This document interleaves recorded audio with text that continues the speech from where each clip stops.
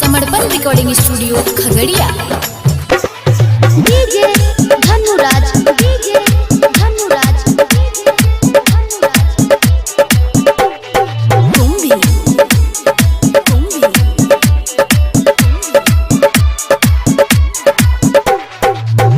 कूदी कूदी जाय छी गे छौरी रोजे आही रटोलिया यादो जी के छोरा करतौ लहंगा में कजरा लागे छौरी होही जेतौ करिया छमकी छमकतू जाची आही रटोलिया यादो जी के छोरा करतौ लहंगा में जरा बागे छौरी होई जेतौ करिया यादो जी के बेटा करतौ लहंगा में जरा बागे छौरी।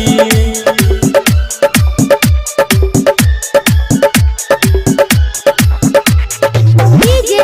धनुराज, डीजे धनुराज, ओढ़नी हटा के जाय छी सोनकी बजरिया सोनकी के छोरा करतौ लहंगा में जरा बागे छौरी होही जेतौ बनिया रोज घूमे जाय छी छौरी धोई घाटन पटोलिया वहाँ के छोरा करतौ लहंगा में जरा बागे छौरी होही जेतौ करिया रोज रोज जाय छी गे छौरी।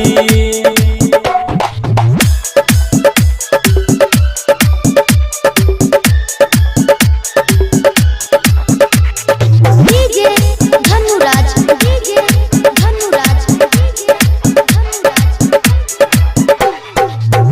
कहे रमन जी यादव देतो होटल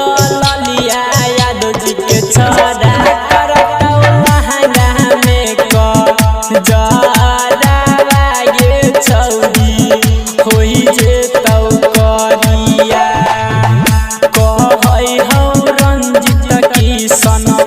मनोज वासुदेव पुरिया यादव जी के छोरा करतौ लहंगा में जरा बागे छौरी होही जेतौ करिया छमकी छमक छौरी जाची यादव टोलिया यादव जी के छोरा